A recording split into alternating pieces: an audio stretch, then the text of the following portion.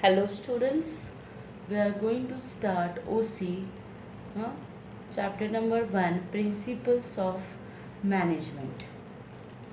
Now, earlier we have seen Principles of Management of Henry Fewell, then nature of Principles of Management and importance of Principles of Management. Principles of management में हमने क्या देखा था कि काम कैसे करवाना है, क्या रूल्स एंड रेगुलेशंस है मैनेज करने के लिए. That was given by Henri Fayol. Now in this question we are going to do that Frederick Taylor ने प्रिंसिपल्स ऑफ मैनेजमेंट में साइंस डाल दिया, साइंटिफिक मैनेजमेंट डाल दिया. ही सेड दैट कि अगर हम साइंस के थ्रू मैनेजमेंट करेंगे तो हम लोग कंपनी के गोल्स प्रॉफिट्स जल्दी अचीव कर पाएंगे. Okay. Henry Fewell was the basic principles of management, and this is a scientific modern methods of management. Okay. Now we'll go for the definition. That is, scientific management consists of knowing what you want meant to do exactly and seeing it that they do it in the best and the cheapest manner. Meaning is what? That scientific management में management क्या चाहता है कि workers करे. Man मतलब workers. क्यों? what exactly the management want that workers should do, and by seeing the management what the management want workers do the same thing to their best, and they do in a cheapest manner. That means the company will cost the less. तो scientific management में Frederick ने science डाल दिया है. Use the scientific. Okay. Now the first scientific principles of management is science, not not rule of thumb. Not rule of thumb uh, means what? Means what? That Fredericks told that has been said that कि principles of management के लिए सब experience study करके achieve करके science ने prove किया है कि the best one should be chosen. जो भी बेस्ट होगा वो चूज़ करना चाहिए. Now for example we will go for that a manager want to do advertisement. A manager को एडवर्टीजमेंट करना है. Okay. Now the medias are available for the management is internet.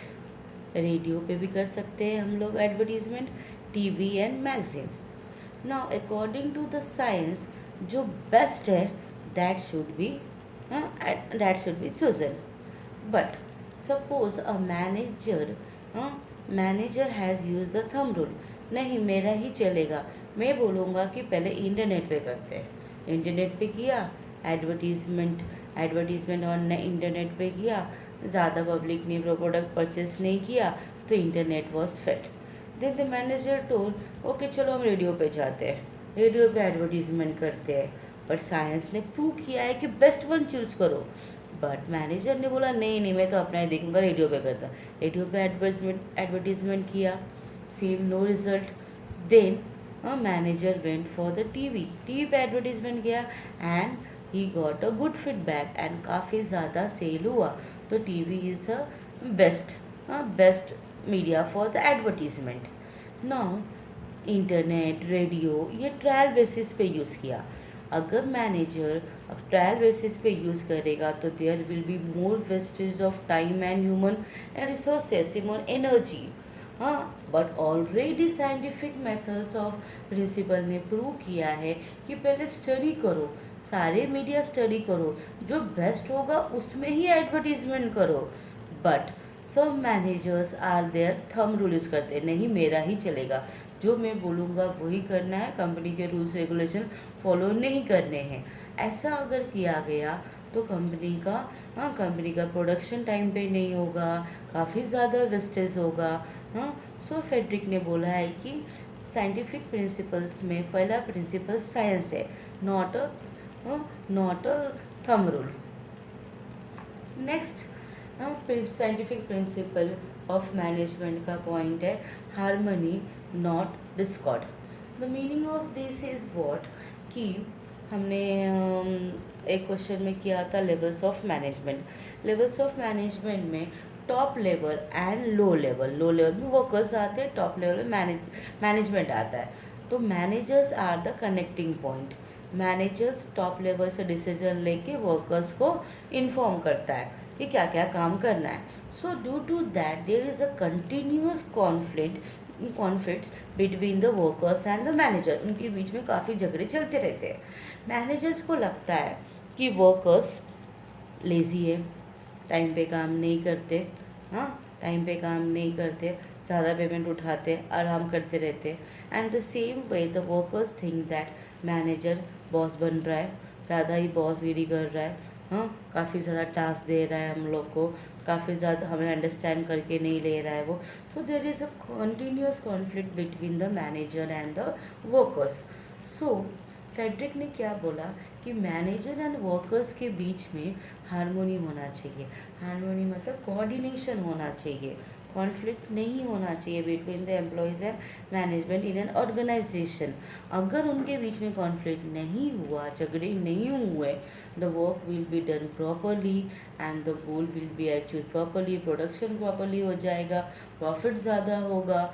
हाँ तो there should be a harmony not a discord. We'll go for the next point, mental revolution. This is the best scientific principles of management. What Frederick ने क्या बोला कि instead of giving the orders to the employees, कि you have to work for this 8 hours 10 hours, time पे आना है, time पे जाना है, सैलरी हर 10th मंथ में मिलेगा। Instead of that change the attitude of the management. Management का एटीट्यूड चेंज करो, एम्प्लॉयज़ के मेंटल कंडीशन चेंज करो, उनका मेंटल रिवोल्यूशन करो। एम्प्लॉयज़ को make sure that management should make sure to the employees that they have a equal importance in the organization as the management have. जो top level managers होते हैं और जो low level workers होते हैं, दोनों हम कंपनी ऑर्गेनाइजेशन में हम इक्वल इम्पोर्टेंस दे रहे हैं। Give them fair wages time पे दो, अच्छा पेमेंट दो उनको। Then without saying anything the employees will work efficiently and this will increase the production and profit of the organization. So change the mental condition of the employees by changing the attitude of the management. Instead of treating employees as a low level, उनके साथ friendly nature रखो, equal importance दिखाओ, तो employees अपने आप काम करेंगे।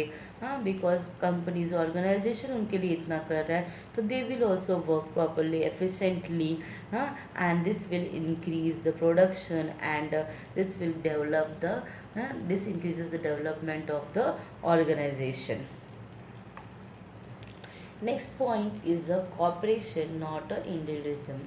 That meaning is whatever the work is given should be done not individually but with the team spirit.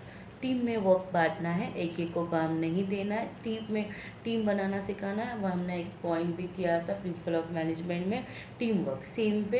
अगर टीम वर्क होगा तो कॉपरेशन होगा, सबके बीच में कोऑर्डिनेशन आएगा, ट्रस्ट डेवलप होगा, टीम स्पिरिट आएगा, इंटरनल कॉम्पिटिशन्स डेवलप होंगे and this will create a healthy environment in the organisation. And same way तो ऑर्गेनाइजेशन को भी ये बात याद रखनी चाहिए कि एम्प्लॉयज़ के बिना ऑर्गेनाइजेशन रन नहीं हो सकता है। Employees are the integral part of the organisation. At the same time it is a responsibility of the workers to avoid the strike and do not put unnecessary demands in front of the management. Okay, so that should be there. This all will be developed if there is a cooperation between the managers and the employees. Next is a very important scientific principle of management. Scientific हाँ, Frederick ने बोला that ये हमने भी किया था principal of management में कि division of work, same way division of responsibility. जो हमारे top level, middle level, low level होते हैं, इनके बीच में काम बांट दो। जो भी वर्क है डिस्ट्रीब्यूट कर दो, जो भी रिस्पॉन्सिबिलिटी है डिस्ट्रीब्यूट कर दो।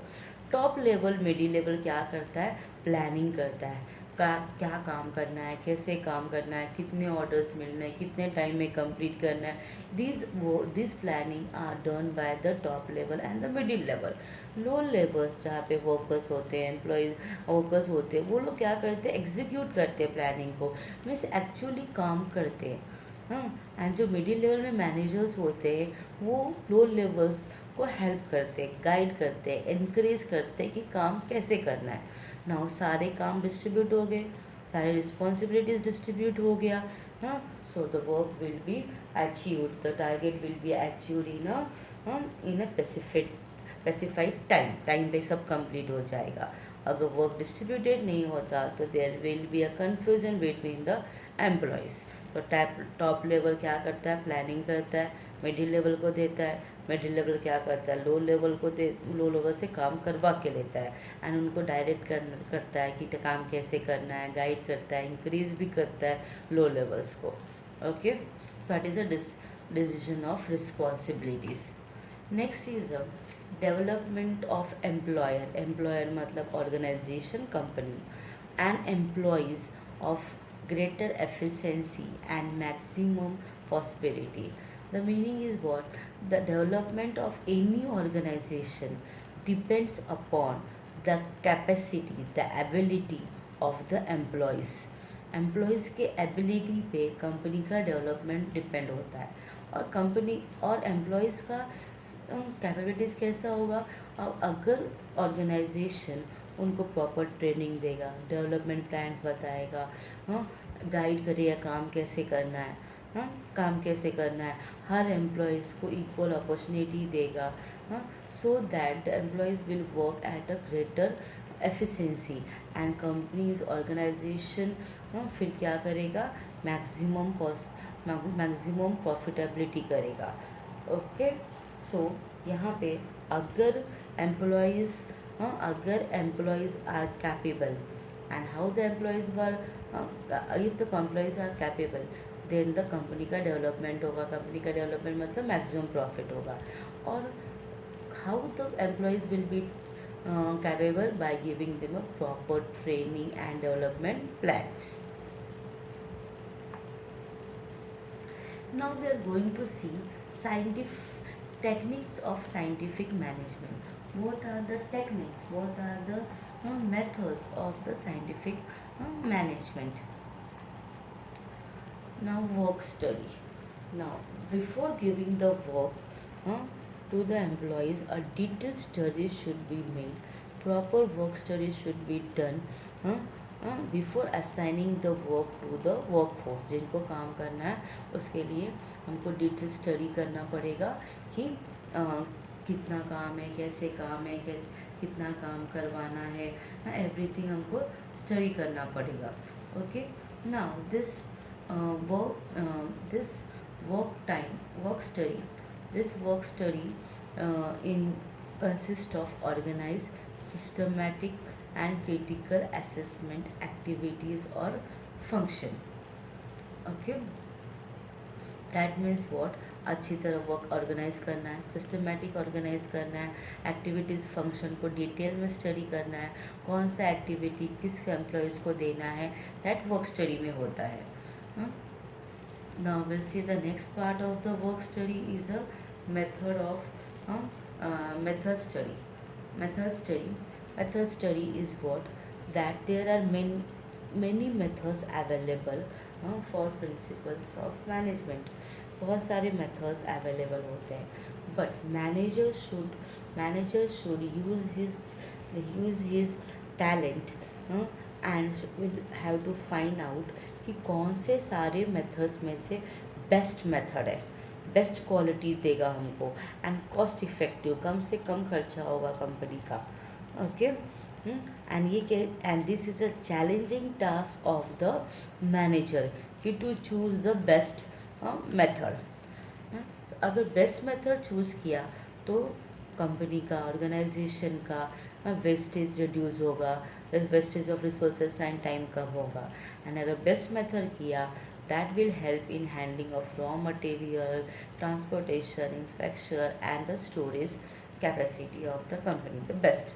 एक और था इसमें study that is called as an time study. Now before giving the choosing the methods, even that study time study is one of the important point that कि कितना किसको टाइम लगेगा, कितना कम से कम में कम खर्चे में हमारा वो टारगेट अचीव हो जाए।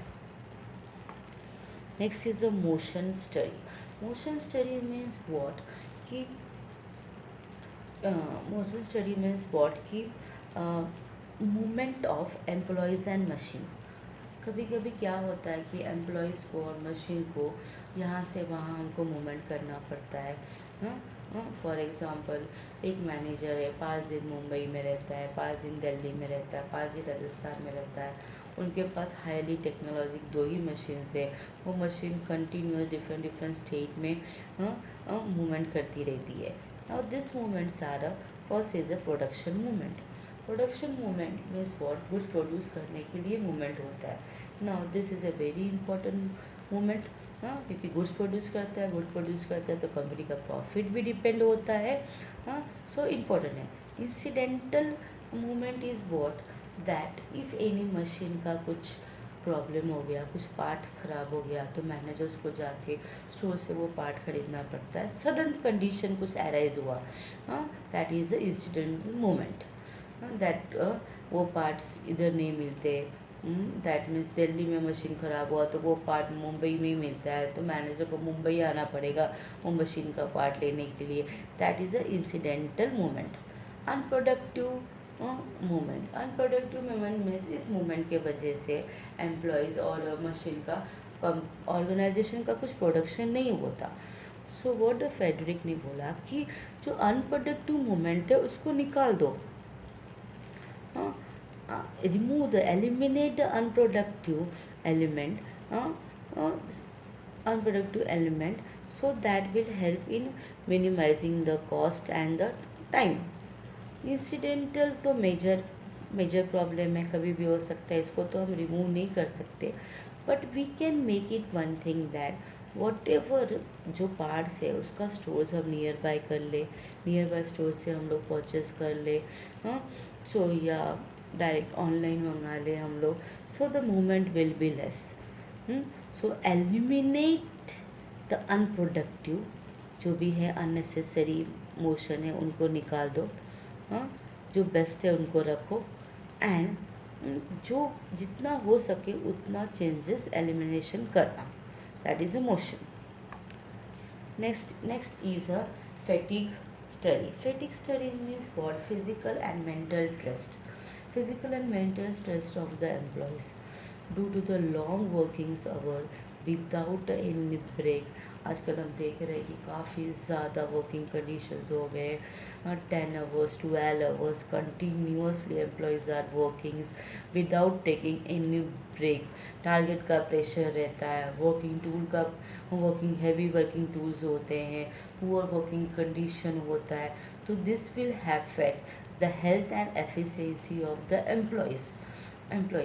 But by the study of fatigue, it will help the employees to reduce their pressure, working condition, long working condition, so that the employee can do their best. The efficiency of the employees can be maintained.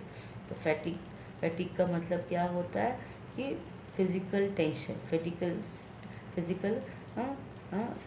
Physical stress जो भी होता है। आजकल target की वजह से ज़्यादा pressure आ जाता है, कैसे टारगेट पूरा करें हम लोग, टाइम पे कैसे पहुँचे हम लोग, that is a full tension is removed by the managers by making a fatigue study. Okay. Standardization of tools and equipment. Standardise tools और इक्विपमेंट हमें यूज़ करना चाहिए. Standardisation, working environment and methods of production help to reduce spoilage and wastage of material, cost of production, fatigue among the workers, and it improves the quality of the work. अगर standardisation हुआ तो हमारा wastage of the resources कम हो जाएगा, cost कम हो जाएगा, फैटिक conditions कम हो जाएंगे. Okay, so first one is a scientific task setting. Scientific task setting means what? Whatever the working condition, whatever the task given to the employee should not be below the capacity of the employee. जो भी तुम काम दे रहे हो employ को, वो उसकी capacity से बिलो नहीं होना चाहिए. अगर उसकी कैपेसिटी से बिलो होगा तो वो काम अच्छी तरह नहीं करेगा, अच्छी तरह काम भी नहीं करेगा तो वो हमारा अचीव नहीं होगा. फॉर एग्ज़ाम्पल एक MBA एम्प्लॉई है, तो उसको बोल दिया go and manage the godown. अभी गोडाउन को मैनेज करो. उसका कैपेसिटी है कि he can do the marketing, he can bring the new customer, he can bring the new strategy of the new techniques of the selling. But उसको जाके godown में बैठा दिया, बिलो हिज कैपेसिटी उसको वर्क दे दिया. उसका कैपेसिटी काफ़ी ज़्यादा है बट कम दे दिया. तो so the management should try to prevent a working below capacity, working condition below the capacity. Employees complete the task according to the standard. अगर उनके कैपेसिटी के हिसाब से देंगे तो वो स्टैंडर्ड प्रोडक्शन करेंगे. एंड अगर स्टैंडर्ड प्रोडक्शन हुआ तो हमारा resources, manpower, human power, workforce हम लोग यूज़ कर पाएंगे. Okay, next is a scientific selection and training. At the time of the selection of the employee, जब हम एम्प्लॉयज़ को अपॉइंट करते हैं तो वहाँ पे सिलेक्शन का ना प्री डिटरमाइन स्टैंडर्ड्स होते हैं, रूल्स एंड रेगुलेशंस होते हैं. इस बाय स्टडिंग वो करके हमें अपने एम्प्लॉयज़ का सिलेक्शन करना चाहिए. राइट एम्प्लॉयज़ को राइट जॉब पे प्लेस करना चाहिए. अगर ऐसा किया तो there will be a efficient workers in the organization. And after appointing, the proper training and programs should be given to the employees. तो सिलेक्शन, साइंटिफिक सिलेक्शन मतलब राइट पर्सन को राइट जॉब पे पुटअप करना है and उनको proper training देना है. And ये कैसे करना है? प्री डिटरमाइन जो स्टैंडर्ड्स होते हैं, रूल्स एंड रेगुलेशंस होते हैं, उनको फॉलो करके देना है. Next is a functional organisation. Functional organisation में दो है.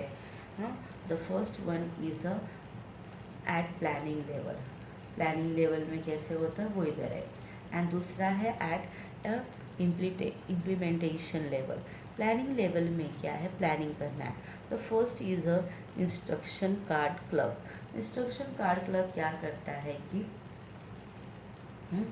वो हमको बताएगा कि कैसे काम करना है. हमारा जो daily in time out time वो रजिस्टर में एंटर करेगा. That is called as a instruction card clerk. Routine clerk बताएगा कि एक मशीन के बाद दूसरे मशीन पे जाना है, फिर थर्ड मशीन पे जाना है. After completing the one process go to the second process, then go to the third process. Time cost clerk क्या करेगा? वो चेकआउट करेगा कि टाइम जो भी हमारा प्रोडक्शन हो रहा है टाइम पे हो रहा है, मिनिमम कॉस्ट में हो रहा है कि नहीं. Discipline clerk will manage the discipline of the organisation. इस फैक्ट्रीज रूल्स एंड रेगुलेशन वो मैनेज करेगा. नाउ इम्प्लीमेंटेशन लेवल पे क्या होगा? The first one is a speed boss. Speed boss क्या करेगा कि वो देखेगा कि speed of the production time पे हो रहा है क्या, सब स्पीड में हो रहा है, कुछ स्लो तो नहीं हो रहा है production, employees are working properly और not. Next is the gang boss. Gang boss will make ensure that the actual work is done. सारे वर्क प्रॉपरली हो रहे कि नहीं, सब लोग काम कर रहे हैं कि नहीं, मशीन्स एंड टूल्स वो अवेलेबल्स करेगा. Then is a repair boss. Repair boss will maintain the machines. उनका रिपेयरिंग, उनका मेंटेनेंस वो मेंटेन करेगा. So there will be no problem in the production. And the last one is the inspector. Inspector will be he will from the starting he will measure the quality of the standard of the product properly हो रहा है कि नहीं. तो यहाँ पे clerk रहते हैं तो सब चेक करते हैं और यहाँ पे एक्चुअली काम जो होता है. Now this is a very important जो प्रैक्टिकली होता भी है, that is a differential piece rate wage plan. Means what कि ऑर्गेनाइजेशन में अलग अलग वेजेस अलग अलग एम्प्लॉयज़ को देते हैं and that is a fact. High wages किसको देते हैं? जो एफिशिएंट एम्प्लॉयज़ होते हैं. एफिशिएंट एम्प्लॉयज़ क्या करते हैं कि प्रोडक्शन एक्चुअल क्वांटिटी ज़्यादा प्रोड्यूस करते हैं जो स्टैंडर्ड क्वांटिटी से होगा. स्टैंडर्ड क्वांटिटी मतलब डिसाइडेड क्वांटिटी. फॉर एग्जांपल कि it is a standard of the या बजटेड या डिसाइडेड की दैट 1 वीक में 1000 प्रोडक्ट प्रोड्यूस होते हैं. बट जो एफिशिएंट एम्प्लॉयज़ रहते हैं उन्होंने 1500 प्रोड्यूस कर दिया. एक्चुअल क्वांटिटी एक्चुअल प्रोडक्ट ज़्यादा प्रोड्यूस कर दिया. Naturally they are doing a very good job. Efficient employees है तो उनको वेजेस कैसे मिलना चाहिए? हाई मिलना चाहिए. ऑन द अदर पार्ट कुछ एम्प्लॉयज़ ऐसे होते हैं कि 1000 का टारगेट था बट ओनली 400 प्रोडक्ट प्रोड्यूस किया 1 वीक में. They are not efficient, they are inefficient employees. तो उनको वेजेस कैसे पे करना चाहिए? लो वेजेस रेट पे करना चाहिए. And by seeing the efficient employees that they are getting a good salary, good wages, high wages, may be in future inefficient employees can become efficient. And naturally there is a conflict between the efficient and the inefficient employees, but that is the other part. So differential wage rate कैसे होता है कि अलग अलग employees को अलग अलग wages देते हैं. जो एफिशिएंट होते हैं उनको हाई वेजेस देते हैं, जो इनएफिशिएंट होते हैं उनको लो वेजेस देते हैं. Okay students, thank you. We will meet in the next lecture.